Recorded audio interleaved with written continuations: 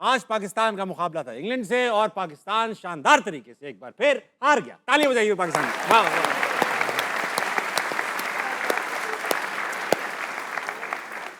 मुश्किलें इतनी बड़ी मुझ पे कि आसान हो गई। अब पाकिस्तान इतनी बार हार चुका है कि अब तो हमें ये आदत है कि भाई जीत जाते हैं तो बुरा लगता है। बात करेंगे क्रिकेट पे। मेरे साथ मौजूद है पाकिस्तान का एक नामवर पैनल। हमारे साथ मौजूद है भाई इनकी जिनकी प्रेडिक्शंस कभी गलत नहीं होती, बॉलिंग की लाइन और लेंथ कभी गलत नहीं होती।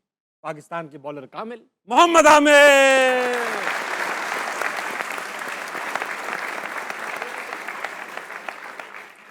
इनके साथ सीट जमाए बैठे हैं पाकिस्तानी टीम के साबिक कप्तान, अफगानिस्तान के साबिक कोच, इंतहाई इंसान शरीफ राशिद लतीफ।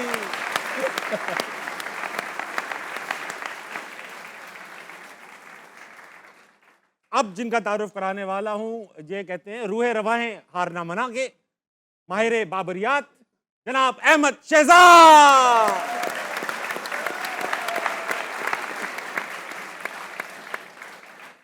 राशिद भाई, हर बार की तरह आपसे ही दुकान खोलूंगा। आज पाकिस्तान हार गई। पाकिस्तान ने चेंजेस की, कुछ चेंजेस हम लोगों की मर्जी की थी, कुछ चेंजेस वही नहीं की जो हमारी मर्जी की, यारी कौम की मर्जी एक्सपेक्टेशन के खिलाफ भी। What exactly went wrong in today's match? बहुत सारी चीज़ें गलत हुई हैं, लेकिन ब्रुक की तारीफ़ करनी पड़ेगी जिसने अपनी उनकी बैटिंग लाइनअप नहीं चल रही है, लेकिन सिंगल हैंडेडली वो लेके गया है अपने आप को। किस तरह से गेम को चेंज करते हैं ये कल भी सीखने को मिला था जब हेटमायर को वो नंबर 3 लेके आए थे। 5-6 नंबर में बैटिंग कर रहा था वेस्ट इंडीज़ के लिए।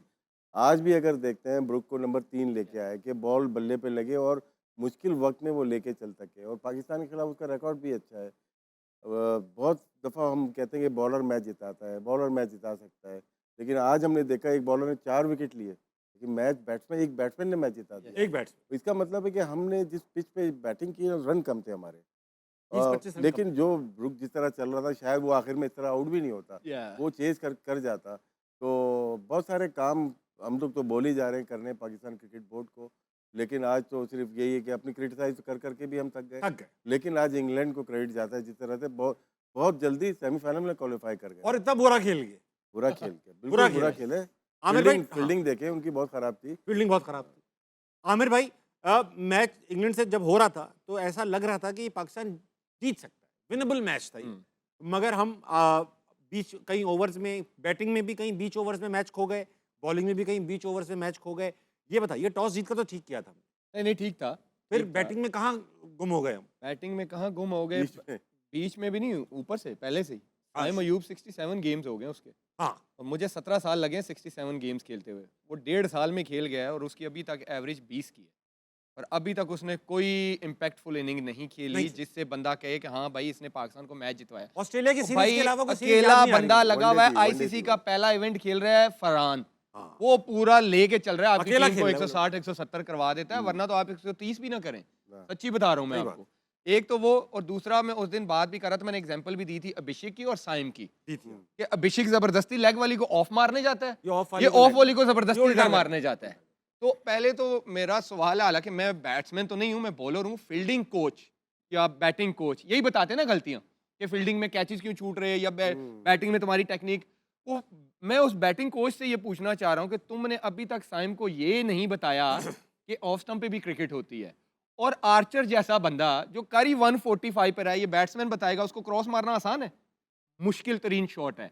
और जब आपको पता है कि हर टीम ने आपके अगेंस्ट प्लान किया हुआ है कि आपको टांग पे बॉल नहीं करेंगे, आपको वो चौथी और पांचवी स्टंप पे वो फिर भी जबरदस्ती मार रहा है, तो पहला तो ये कि आपकी मैनेजमेंट, आपके बैटिंग कोच को ये सोचना पड़ेगा, भाई मैं फिर वही पे आ जाऊंगा, इब्रार बाहर बैठ सकता है तो साइम क्यों नहीं? क्यों नहीं बैठ? पहला तो मेरा ये सवाल है। दूसरा, आपने बोला टर्निंग पॉइंट था जहां पे बाबर और फरहान खेल रहे थे, वहां पे बाबर ने मोमेंटम स्लो कर दिया सारा। 45 बॉलों पे 46 रन की पार्टनरशिप हुई है। बहुत ज़्यादा। जब आप पहले बैटिंग कर रहे हैं, जब आपने टारगेट लगाना है, तो आप ये मोमेंटम नहीं स्लो कर सकते अच्छी विकेट पे। ठीक है। और उनके कोई मिस्ट्री स्पिनर्स नहीं थे, नहीं, कुछ नहीं था, सीधी सीधी बॉलिंग आ रही थी।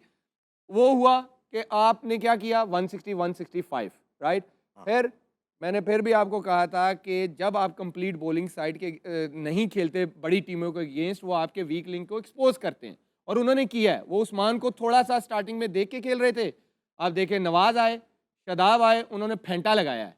और इवन दो कि वो 165 चेज कर रहे थे, 3 आउट थे, अब हैरी ब्रूक का इंटेंट देखें जाके, वो कैसे खेल रहा था। उसने 7-8 की एवरेज को 10 पे नहीं जाने दिया। नहीं, नहीं, नहीं। यही प्लान होता है कि जब इसी तरह आप आ जाए कि आप पहली बैटिंग भी करें तो आपके टारगेट जो है ना 170, आपको पता है कि इनकी बैटिंग 10 नंबर तक है भाई, नो मैटर व्हाट आपको वो टारगेट अचीव करना है। ये तो हम बात कर रहे थे, 15 रन इंग्लैंड ने हमें दे दिए फील्डिंग में, बहुत गंदी फील्डिंग जी, की है जी, उन्होंने। जी। बैथल बहुत अच्छा फील्डर है, उसने उसने कोई 2 चौका हाँ। चौके छोड़े हैं। तो बहुत सारे एक तो आप कह Chances। सकते हैं गलतियां भी थी।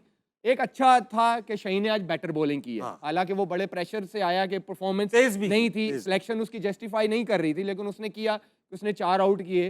लेकिन स्टिल मुझे लगता है कि एक और टर्निंग पॉइंट था कि आपने उस्मान तारिक से पहला ओवर कराया, उसने विकेट ली, उसके बाद 2-3 ओवर वो गायब ही हो गया। हाँ क्यों अच्छी करा रहा था इसलिए हटा दिया। वहां पे आपको हैरी ब्रूक की विकेट चाहिए सही थी, बात। आपने 3 ओवर गायब कर दिया, उसको सारा मोमेंटम दे दिया। जो 8वां ओवर किया उस्मान तारिक ने विकेट लिए, 5 रन दिए। उसके बाद शादाब ने 9 रन दिए, फिर साइम अय्यूब आ गया, हाँ। उसने 10 दिए। फिर उसके बाद शादाब आ गया, 17 रन 17 दिए। रन दे दिए। 36 रन ये बने जो बात कर रहे हैं ना, वहीं तो प्रेशर डालना था, Yes. वहीं जो आपको आउट करना था। ये आउट ऐसे मैचेस में आपको आधा तितर आधा बटन नहीं नहीं, चलता। बहुत सही कह रहे हैं। आपको प्रॉपर बॉलर चाहिए होता है और वहाँ पे शायद लेग करके हम लोग 36 रन बहुत थे और वहाँ से मोमेंटम शिफ्ट हो गया था इंग्लैंड के हक में। अहमद भाई वो वक्त आ चुका है कि मैं अब आपको छेड़ दूं। सवाल आपसे ये उठाऊंगा कि आज भी ऐसा लगा, शक हुआ कि जैसी विकेट गिरी शादाब को वापस लगा दिया गया कि भैया प्रेशर है, शायद एक और विकेट ले ले, फिर वही छुपाने वुपाने का गेम हो रहा था, या जेन्युइन बंदे थे शादाब उस वक्त? नहीं, उस टाइम वही बनते थे, लेकिन ताबिश भाई आप ये देखें कि शादाब के अंदर वो कैपेसिटी नहीं है कि वो वहाँ पे इंटरनेशनल मैचेस के अंदर, प्रेशर गेम्स के अंदर वहाँ पे पाकिस्तान को वो करके दे जो पाकिस्तान उससे चाह रहा है। हाँ। इंडिया के खिलाफ भी हमने देख बहुत लिया, कटे भाई। सितारा हो गए, उसके बाद कहीं दूर कप्तान उनको भेज देता है, पूरे मैच में वो नजर ही नहीं आते। हाँ सही। आज भी अगर आप देखेंगे तो वो जब जहाँ पे प्रेशर डेवलप करना था उस्मान तारिक के साथ, विकेट चाहिए थी, डॉट बॉल्स चाहिए थी, वहां पे ब्रुक से उसने निकल के, क्योंकि थ्रेट ही नहीं पोजेस करते, इतना इतना टर्न हो रहा था बीच से बॉल, फिर उनको एक छिक्का पड़ता है तो दूसरा वो अभी भी इतना एक्सपीरियंस हो गए हैं, अपने पैरों में मार लेते हैं, दूसरा खुद खा लेते हैं, फिर उसके बाद बाहर भाग जाते हैं, मतलब बाहर बॉलिंग करने। ताबिश भाई हमें कोई मसला, शादाब अच्छा लड़का है, लेकिन हमें मसला पाकिस्तान का है कि पाकिस्तान के अंदर वो फिट नहीं हो रहे, उनको जबरदस्ती लेके आया जा रहा है, उनको जबरदस्ती उनकी सिलेक्शन की जा रही है, उनको जबरदस्ती बैटिंग कराई जा रही है, उनसे जबरदस्ती परफॉर्मेंस करने की जो है ना कोशिश। लेकिन अनफॉर्चुनेटली इंडिया का मैच भी, अगर if I have to blame only 1 or 2 person, उसमें से एक बंदा जो है ना शादाब होंगे। और आज के मैच के अंदर भी कि जिस टाइम पे आपको विकेट्स चाहिए थी अपने मेन बॉलर से, प्रेशर डेवलप करना था आपने उसको, फिर सारी बातें इसने कर दी हैं। बाबर आजम की हम बात कर रहे हैं कि यार चौथे नंबर पे वो भाई नहीं बन रहे, आप क्यों पाकिस्तान से ऊपर जो है ना एक ये शख्सियात को ले गए हैं भाई, किस लिए ले गए हैं? पाकिस्तान ऊपर है चौथे नंबर पे, जहाँ पे वहां पे हैरी ब्रुक भी तो खेला है, उसने मोमेंटम टूटने दिया है, 3 आउट हुए हुए थे ऊपर से 3। प्लेयर होता है, उसका भी नंबर चेंज हुआ है, आज 3 पे हाँ, आया, आया मैच पे खेल रहा ज्यादा था। खेल गए वो तो। आपने देखी है उसकी शॉट्स, वो किस तरह, सीनियर प्लेयर्स ये होते हैं। बाबर के माशाल्लाह 100 से ऊपर मैच हो गए हैं यार, कोई बच्चा थोड़ी है वो। विल जैक्स ओपनर है, 5 पे आके कैसी बारी की है उसने। तो उसके बाद Skills का भी 24 difference बॉलों है। पे 25 स्कोर, क्या डीमंस थे पिच के अंदर? क्या थे? कोई मिस्ट्री स्पिनर्स थे? कुछ भी नहीं थे।